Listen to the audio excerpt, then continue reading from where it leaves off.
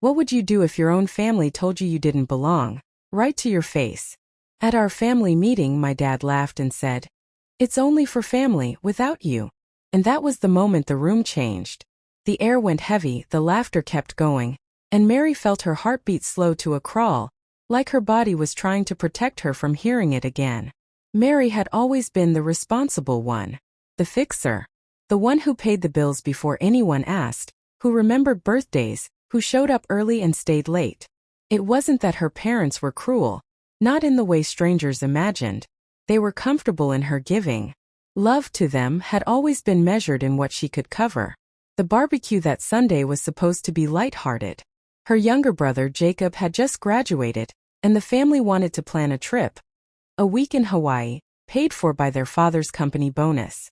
Mary had smiled through the smoke of grilled chicken and sunscreen, pretending that the sound of her father's voice still felt like home. "So," she'd said, twisting a paper napkin in her hands, "I can't wait for the vacation. It'll be nice to finally relax with you guys." That was when her father laughed, not cruelly but carelessly. The kind of laugh that says you don't even realize the joke's on you. "It's only for family without you," he'd said, taking a sip of beer. Her mother's eyes darted down. Jacob laughed nervously. Mary smiled because that's what she always did. The conversation moved on, but her body stayed there, locked in that second between laughter and realization. Every sound blurred. The clink of the tongs, the hum of the grill, the flicker of her father's voice echoing in her chest. She swallowed hard and whispered, "Right? Of course." No one heard her. That night, Mary lay awake in her small apartment, the kind she had helped her parents co-sign for. Her mother's name still sat next to hers on a joint account. Something Mary had agreed to years ago to help out during emergencies. She had never questioned it because that's what you do for family. Her phone buzzed. A text from her mother. "Don't take it personally, honey. You know how your dad jokes." Mary stared at the screen. It wasn't a joke. It was a line drawn in barbecue smoke and silence. She opened her banking app, $8,720 in checking. $4,000 of it was technically hers. The rest, she didn't even know anymore. Bills, groceries, emergencies, family math. She scrolled through the history, payment after payment with her name attached. Electric bill, mortgage, Jacob's tuition deposit, birthday gifts. The numbers formed a quiet kind of betrayal, one that didn't bruise but hollowed. She closed the app, opened it again, then closed it once more.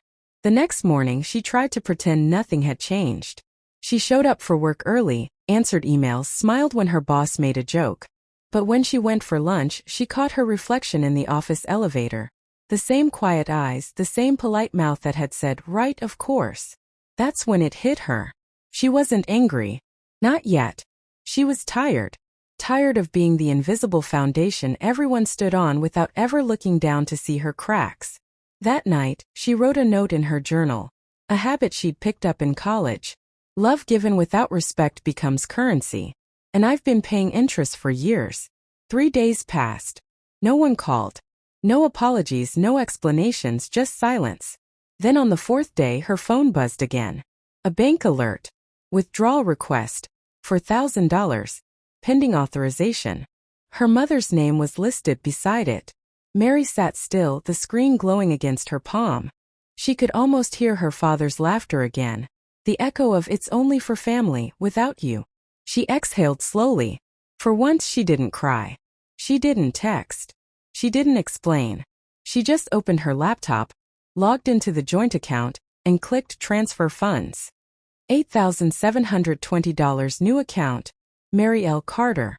Transfer complete. No message. No warning. Just silence, the kind that speaks louder than shouting. That night, her father called for the first time in weeks. She didn't answer. Her mother texted, "Mary, what happened to the account? We needed that money for the trip." She typed slowly, choosing each word like a scalpel. "You said it was only for family.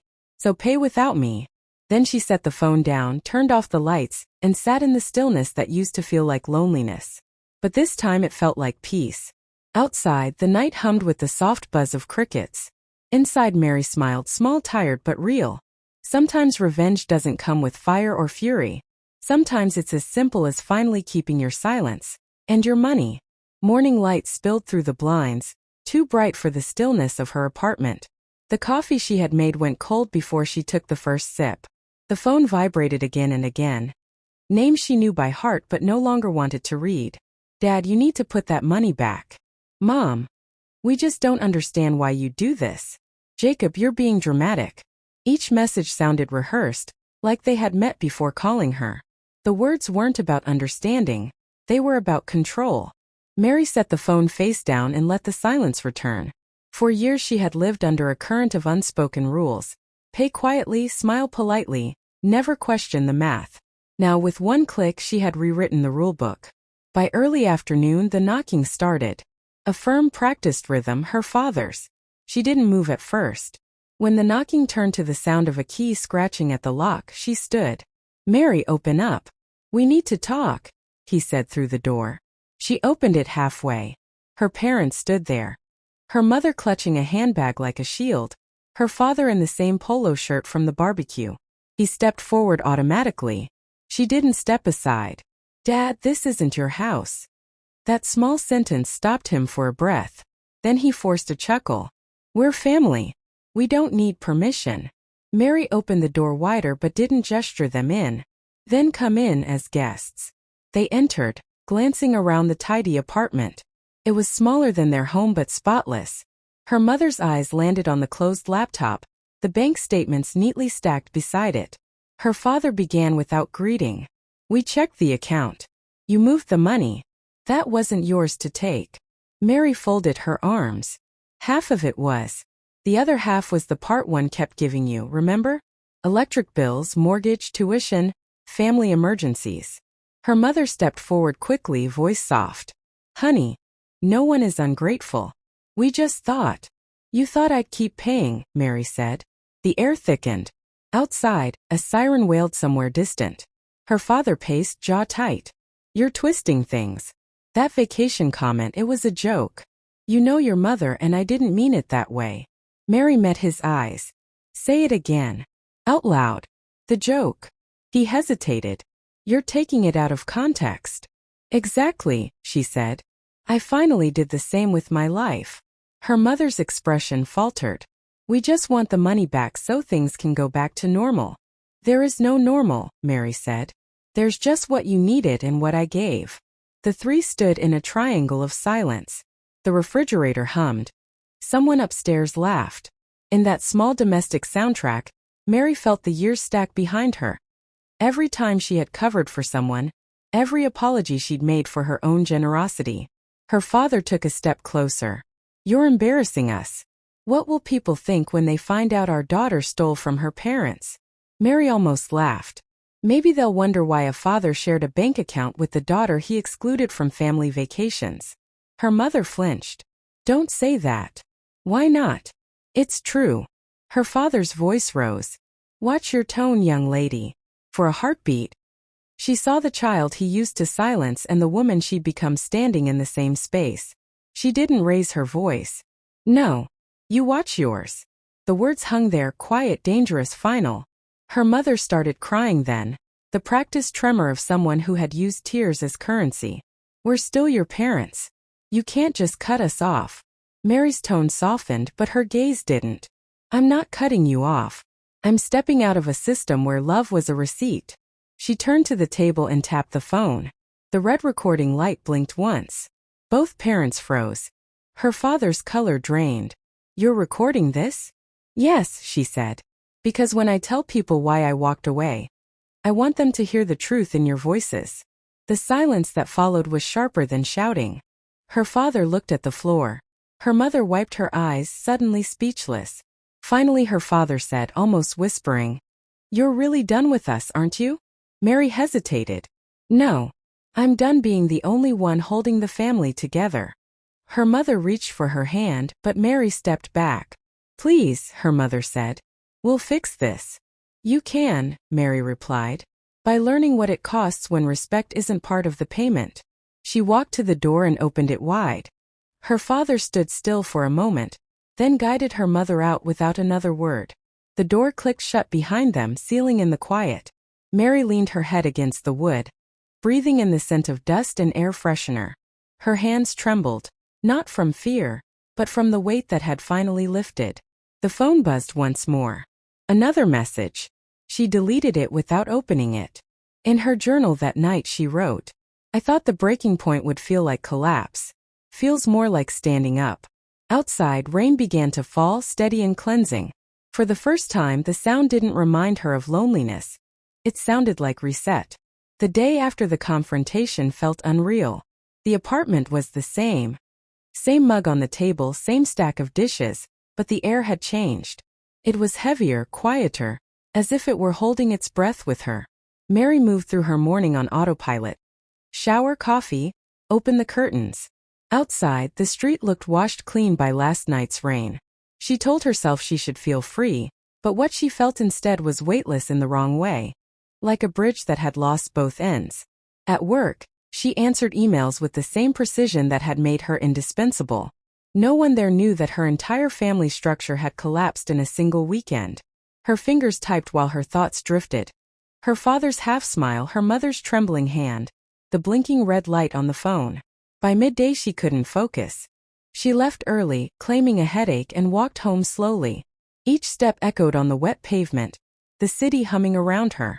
At home she opened her journal again. Its strange silence has a texture. Today it feels like fog. I keep waiting for someone to call, to shout, to fix it. But maybe this is the test. Can I stand the quiet I asked for? She closed the notebook and looked at her reflection in the window. The woman staring back looked older, steadier, unfamiliar. Her phone finally rang. "Mom." Mary let it ring out, but the voicemail came through anyway.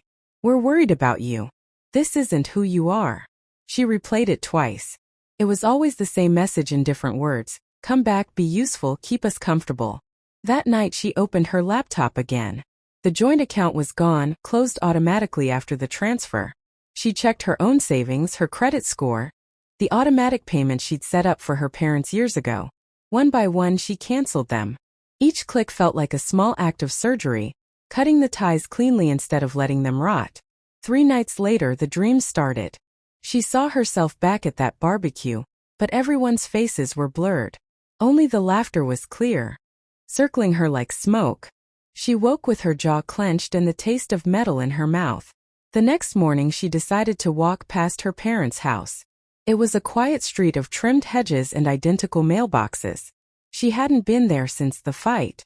Through the front window she saw her mother sitting at the table, head bowed over a stack of bills.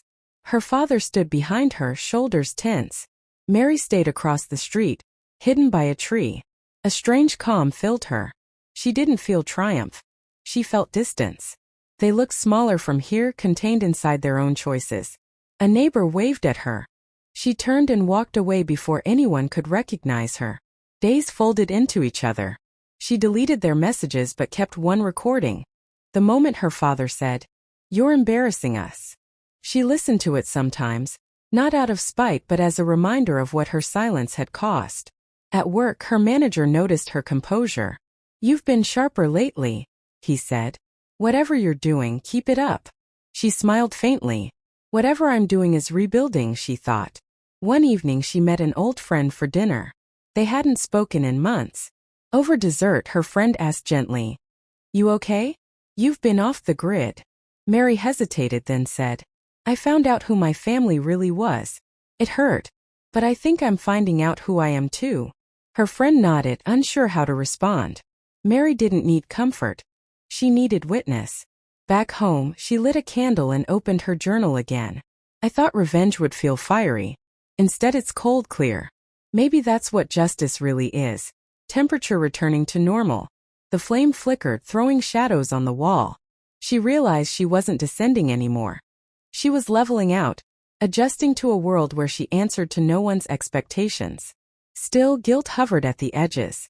She remembered her mother's tears, her father's shock. Were they sorry? Did they even understand? She wrote one last line for the night. "If they ever ask for forgiveness, I'll know I've healed if I can listen without shaking." Then she blew out the candle. The smoke curled upward like a thin question mark. Outside, traffic whispered, the city moving on. Inside, Mary lay awake, eyes open to the dark, tracing the quiet outline of her new life. Mary didn't plan her next move overnight. It came to her like a whisper over several mornings, a pattern forming between coffee and the sound of the kettle. The silence that once pressed on her had become a tool. Her family had built their comfort on her absence of no. Now she would give them nothing but that. It began with the accountant. A polite email. Please remove my name from any financial obligation related to my parents' mortgage and utilities. Effective immediately. The accountant hesitated, replying, Mary, your father mentioned you wanted to continue automatic support. Her fingers paused above the keyboard. Then she typed calm and final. He doesn't speak for me. She pressed send. That sentence felt heavier than any argument, a declaration carved in silence. 2 days later, her father called. She didn't answer. Then came her mother's message. Your father's embarrassed. We're in the middle of refinancing, and this is making it difficult. Mary sat at her desk, rereading the message. Embarrassed. The same word he had thrown at her at the barbecue. It was always about image, never consequence. That evening she logged into their old family group chat, quiet for weeks. She typed one line. I'll no longer be responsible for anything I didn't sign for. Hope you understand. No one replied. But she saw the little read indicators appear beside each name. 3 days later, the fallout began. Her younger brother, Ryan, called her from a blocked number. His voice was brittle with forced calm. Mom's freaking out, he said. Dad says you're trying to humiliate him. I'm not trying anything, Mary replied. I'm just done. You know he can't handle this stress. You're tearing the family apart. Mary leaned back, letting the accusation hang. No, Ryan, she said softly. I just stopped holding it together. There was a long silence. Then, he won't forgive you. Mary exhaled. Then maybe he'll finally leave me alone. She ended the call before he could answer.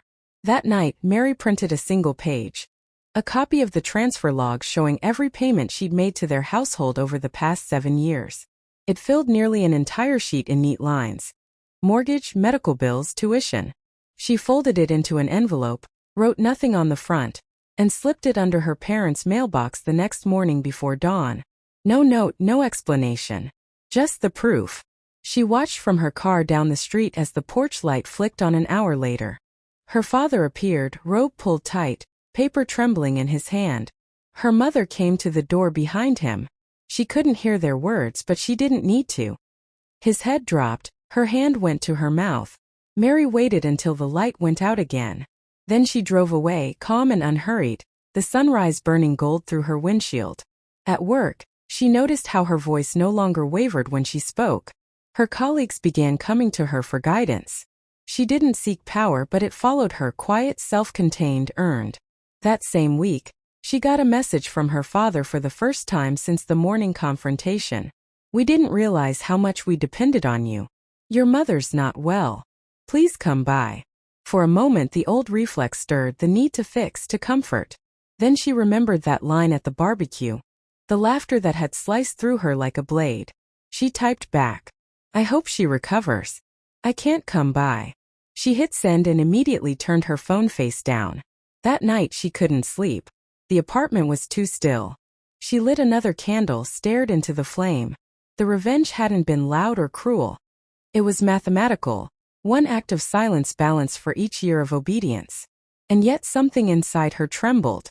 For the first time she asked herself whether this victory was cleansing or corroding. She whispered aloud to the empty room. What if I've become what they made me? Cold, detached, transactional. The candle flickered in response, but no answer came. The next morning a letter arrived. Her mother's handwriting. Shaky, uncertain. Mary, I know you think we don't care, but your father doesn't know how to show it. We needed you, and instead of saying thank you, we made you feel small. We're lost without you. Please talk to us. Love, Mom. Mary read it twice. She wanted to believe it, but the words felt like smoke, sincere but intangible. She folded the letter and placed it in the drawer with her other journals. Then she locked it. Not to forget, but to keep it safe until she could decide what forgiveness meant. In the days that followed, she didn't reach out. Instead, she began something new. She registered a small consulting firm in her own name. The paperwork, the bank account, the independence, all hers.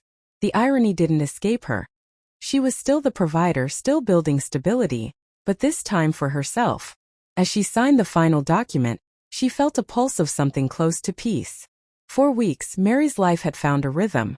Quiet mornings, deliberate work, long walks home at dusk. She had stopped expecting her phone to buzz with family messages. The silence felt earned now, almost sacred. Then, one gray afternoon, she got an email from the bank. "We need to confirm your authorization on a loan renewal connected to the Ellis Family Trust." Mary frowned. She'd never heard of that account. She called the bank, her voice steady.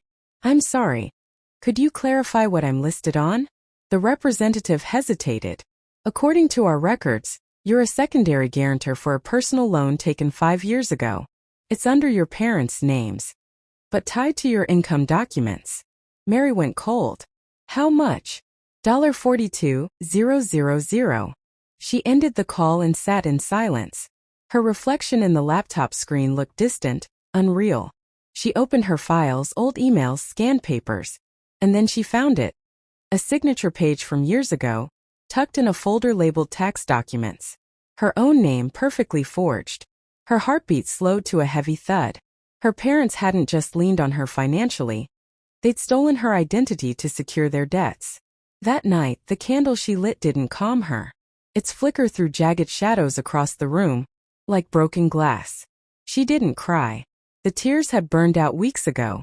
What she felt instead was something colder, betrayal stripped of surprise. The next morning, she walked into the bank in a clean white blouse, her hair tied back. Calm, composed, deliberate. "I'd like to file a fraud report," she said. "It's family-related." The teller looked at her with quiet sympathy. "That happens more often than you'd think." The statement landed like a confession she hadn't intended to make. By afternoon, the bank investigator had called her back.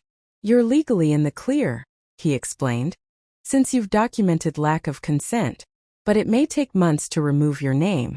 And your father tried to renew the loan last week." Mary's hands tightened around the phone. "He what?" "Yes. When we asked for verification, he said you'd approved it. We called you as part of the verification process." The silence that followed was absolute. "Thank you," she finally said, voice calm but trembling. "That was very helpful." That evening, Mary drove to her parents' house for the first time in months. The sun had just set, leaving the neighborhood bathed in blue-gray light. She parked 2 houses down and walked the rest of the way. Her mother answered the door, startled. "Mary, I need to see Dad," she said. Her father appeared in the hallway, expression caught between anger and caution. "You shouldn't come here unannounced." "Then maybe you shouldn't forge my signature," she said, voice level. Her mother flinched. "Mary, it's not what you think." Mary held up the document. "You used my name to take out a loan. You tried to renew it. You lied to the bank again last week." Her father's jaw tightened. "We were going to pay it back. You've always been taken care of. You owe this family your stability." Mary stared at him. "Oh." Her voice cracked slightly, but she didn't look away. "You taught me to work hard, to sacrifice for family. And all the while, you were signing my name behind my back." Her mother's voice broke in, pleading. "We were desperate. Your father made mistakes. Don't turn this into punishment." Mary's tone softened, but the steel in her words stayed. "This isn't punishment. It's accountability." Her father stepped closer, trying to regain control. "If you report us, you'll ruin us. Is that what you want?" Mary met his gaze. "You ruined yourself the moment you decided my trust was a tool." The silence that followed was unbearable. A hollow ringing where the family used to exist. She left without another word. The door shut behind her like a verdict. Driving home, her hands trembled on the wheel. She wasn't sure what justice looked like anymore. Reporting them would destroy their finances, maybe their home. Staying silent would destroy her. That night she couldn't sleep. She opened her journal and wrote, "Maybe revenge isn't about hurting them. Maybe it's about never letting them use my name again." Over the next week she moved quietly, efficiently. She froze her credit, opened a new account under a different bank, rerouted her paycheck. Then she filed a police affidavit documenting the forgery, not to press charges yet, but to timestamp the truth. A few days later, she got a call from her father. She didn't answer, but the voicemail came through. "You've made a mistake, Mary. Families handle things privately. You think this is justice, but you're tearing down everything we built." Mary replayed it once, then deleted it. "You think this is justice?" The phrase lingered in her head all night. By morning, she knew what she had to do. She drafted a single-page letter addressed to her parents and attached a copy of the police acknowledgement. "This isn't revenge. It's protection. I'm done living under your shadow. Do not contact me again." She sealed it, mailed it, and walked out into the morning light. As she walked, she realized she wasn't angry anymore. She was empty, but it was the kind of emptiness that comes after a storm. Not absence, but quiet. The truth had finally taken everything false with it. The morning after she mailed the letter, Mary sat at her kitchen table watching the sunlight crawl across the floor. She felt both weightless and bruised. The silence that had once felt like safety now bordered on loneliness. She'd severed every tie, and the quiet was complete. That afternoon at work, her manager introduced a new financial consultant for a short-term project, Daniel Rivers. Early 40s, sharp suit, calm presence. When their eyes met, Mary caught something unexpected there. Not curiosity but recognition, like he had seen the same kind of storm before. They worked side by side in the small conference room for 2 weeks. He never pried, never asked personal questions. But he noticed things, the faint hesitation before she signed her name on a document, the way her voice flattened when clients mentioned family business. One evening, after everyone else had left, he lingered. "You know," he said quietly, "I used to sign things for my brother. Thought I was helping him.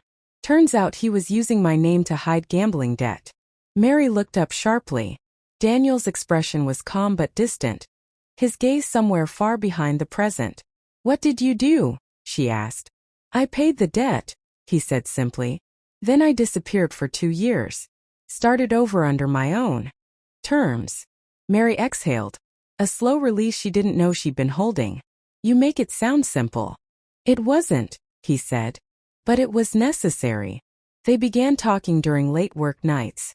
Nothing confessional, just quiet fragments of shared recognition. He told her about rebuilding trust in himself. She told him about reclaiming control. One night he asked, "So what's next for you?" "I don't know," she said honestly. "I've spent my whole life fixing things for other people. I don't even know what I'd build if it was just mine." He smiled faintly. "Then maybe start there. Build something that doesn't need permission." His words stuck with her. That weekend, Mary reopened an old file on her computer. A design proposal she'd written years ago for a financial literacy app aimed at women supporting families. It had been dismissed at work as too personal.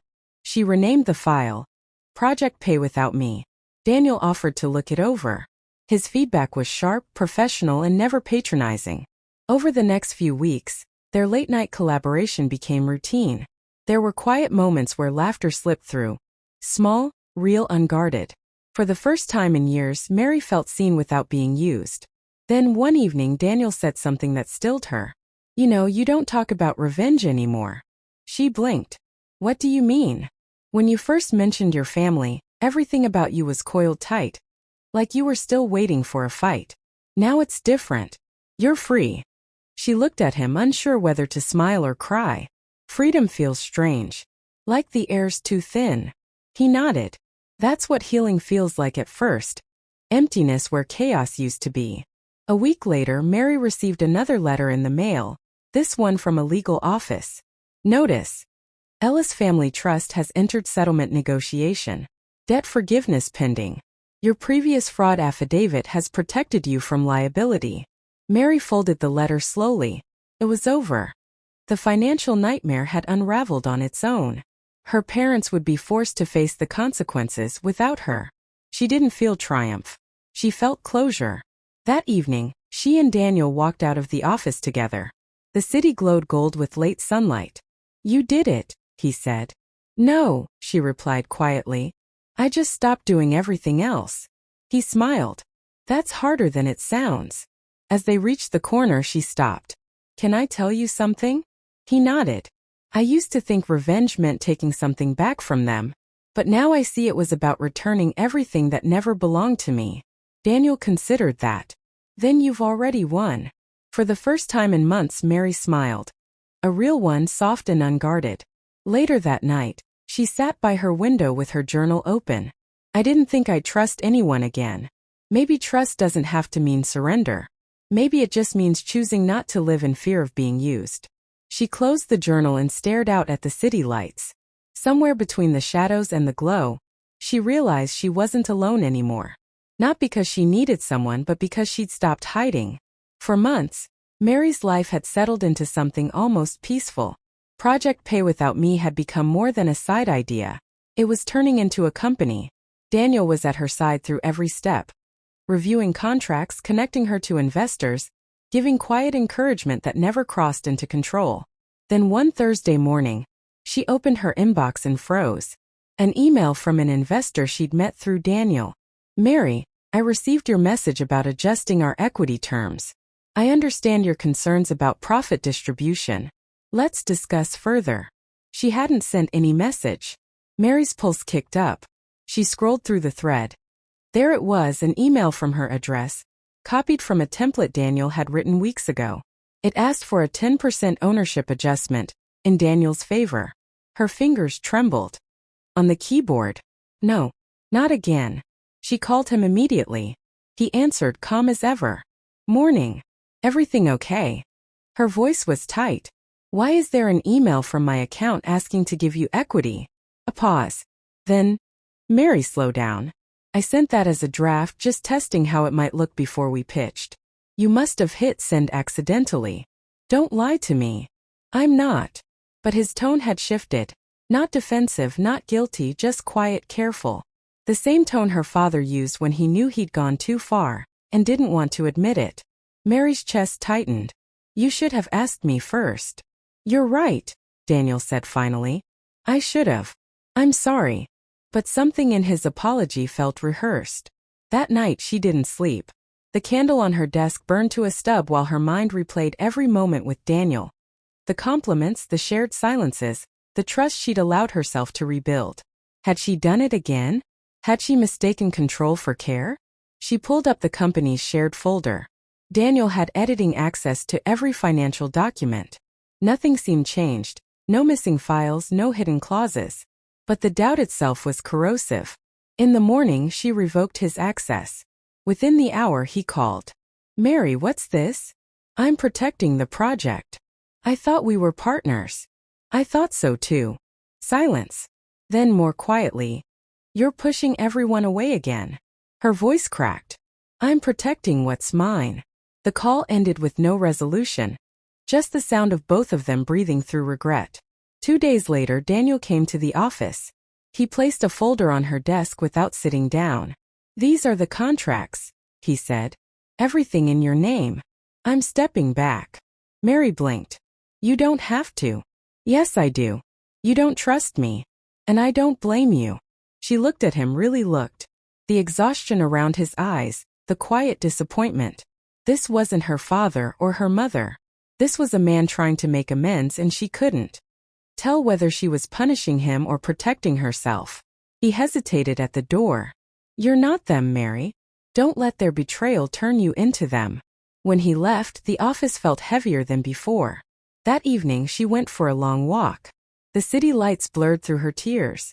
She wasn't crying for Daniel alone, but for the pattern that haunted her. Every time she reached for trust, it came back with teeth.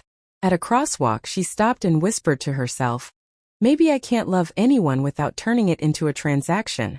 The words stung because they were too close to truth. Days passed. Work became mechanical again, precise, efficient, empty. Investors were still interested. The project moved forward.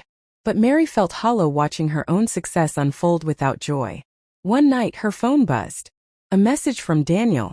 "I signed over my shares completely. It's yours now. No conditions. Don't let fear own what you built." She stared at the screen for a long time. Then she opened her journal. Maybe betrayal isn't just something done to us.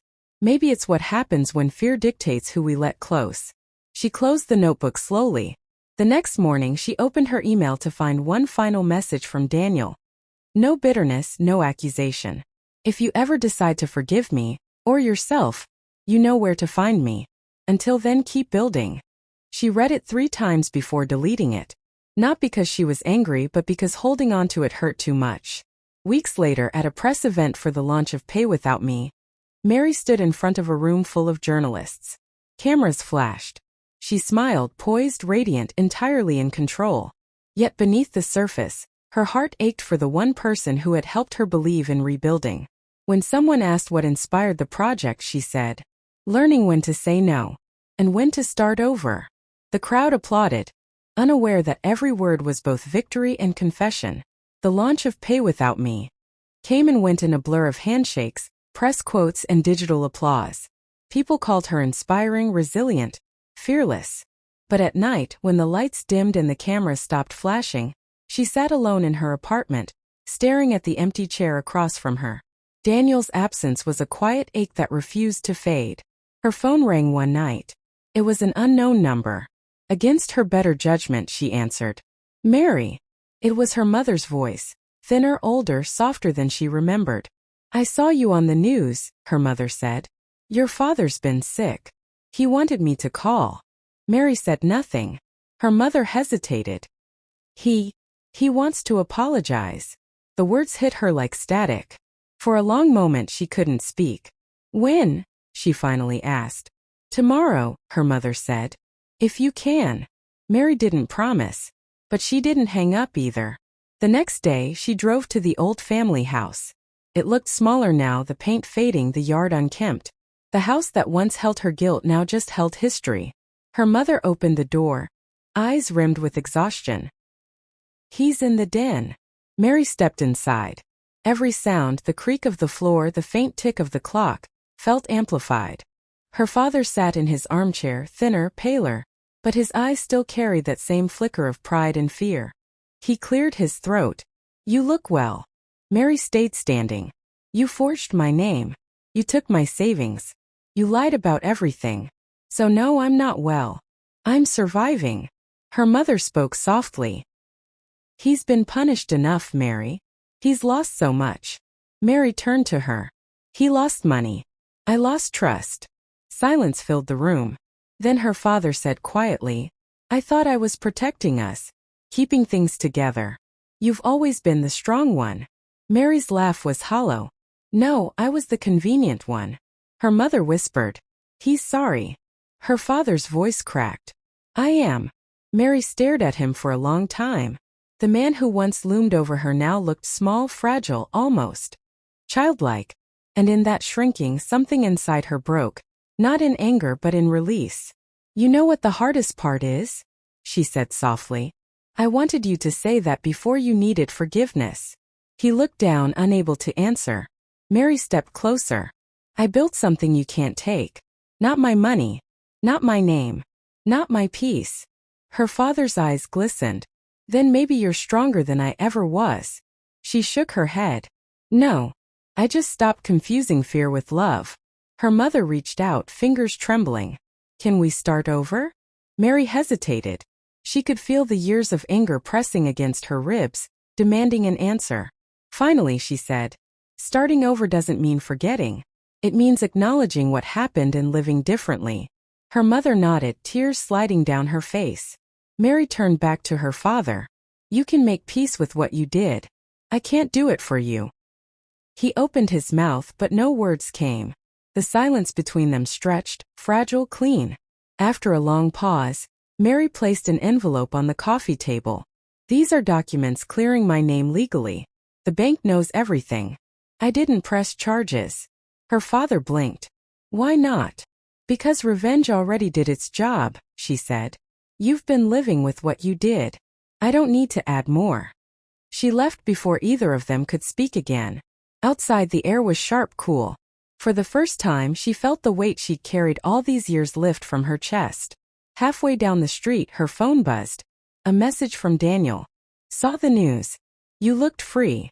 She smiled faintly and replied, "I think I finally am."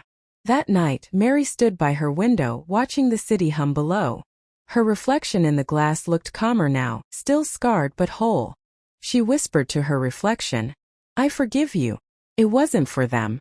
It was for herself. The candle on her desk burned steadily, no longer flickering, no longer desperate. Just steady light. 2 weeks later, the world had moved on. The Pay Without Me launch was no longer trending. The news cycle devoured by newer stories. But for Mary, time had slowed into something quieter, steadier. A rhythm she didn't have to survive anymore. She woke early, sunlight warming her bare kitchen table. There was no noise but the hum of the refrigerator and the pulse of her own breath. The silence no longer pressed against her. It felt like space. A small vase of yellow tulips sat by the window, a gift she'd bought for herself. She smiled at the color. For once, her home looked like it belonged to someone who was living, not enduring. Her phone buzzed with a message from her mother. "Your father's health is improving. We're taking things one day at a time. Thank you for what you said." Mary read it twice. There was no manipulation in the words this time, just humility. She typed back, "That's good. One day at a time is enough. No more long explanations. No need to reopen wounds." She had learned that silence could heal as much as it could wound. Later that morning, she met Daniel for coffee. He looked different, more grounded, his easy confidence softened by understanding. "I wasn't sure you'd come," he said. Mary shrugged, smiling faintly. "I wasn't sure either." They sat by the window, the city outside moving at its usual blur. For a while they just watched it. Daniel finally said, "You did what most people couldn't. You didn't destroy them, even after what they did." Mary stirred her coffee. "It wasn't mercy," she said. "It was clarity. Destroying them would have meant staying tied to them forever. I wanted to be free." He nodded slowly. "So what now?" Mary looked out the window, sunlight catching her reflection. "Now I live. Without them defining me. Without revenge being my reason to wake up." Daniel smiled. "You sound peaceful." "I am," she said. "And I didn't think I'd ever say that." That evening she walked through the park alone. The same park she used to cross every day on her way to their house. The same path where she once rehearsed her confrontations in silence. Now she just listened. The rustle of trees, a child laughing somewhere in the distance, the soft ripple of wine through the fountain. She sat on a bench and took a small notebook from her bag.